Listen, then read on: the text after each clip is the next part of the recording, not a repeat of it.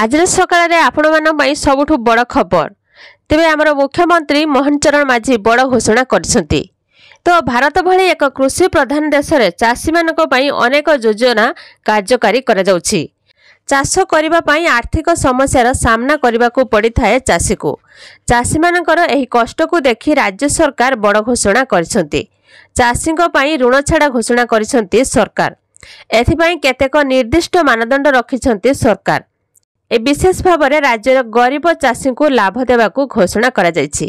एथिपाई एक विशेष तालिका मध्य प्रस्तुत करुछन्ति सरकार।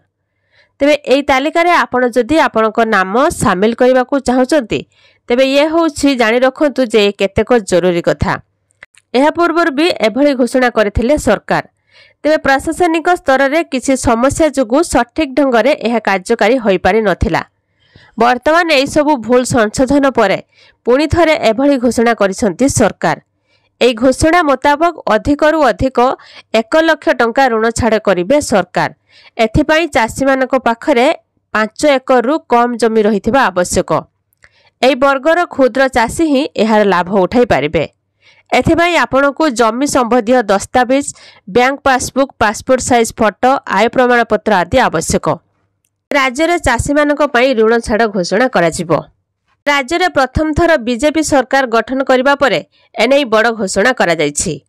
आ सेपटे चलित खरीफ ऋतु रे चाषी को फसल पई राज्य सरकार 11,000 कोटी टंकार ऋण जोगाई देबे।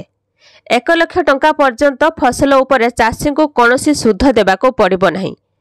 तेबे 1 लाख रु 3 लाख टंका पर्यंत ऋण उपरे 2% सुध देबाको पड़िबो।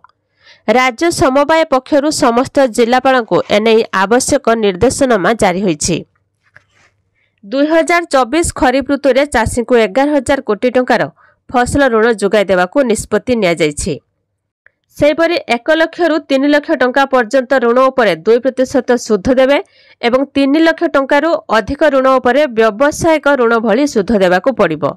एई फसल ऋण बाबद अर्थ सीधा सड़क चाषी अकाउंट रे जमा हेबो। तेबे सबुठ बड़ कथा है कि चाषी माने ऋण नेउथिबा चाषी को प्रधानमंत्री बीमा योजना अधीन रे पंजीकृत हेबाको पड़िबो। एथिपाई सेमानको मात्र 1 टंकार टोकन मनी देई ए सुविधा नै पारिबे। तेबे प्रत्येक चाषी को 1 टंका प्रीमियम रे प्रधानमंत्री फसल बीमा सुविधा मध्य मिलिबो।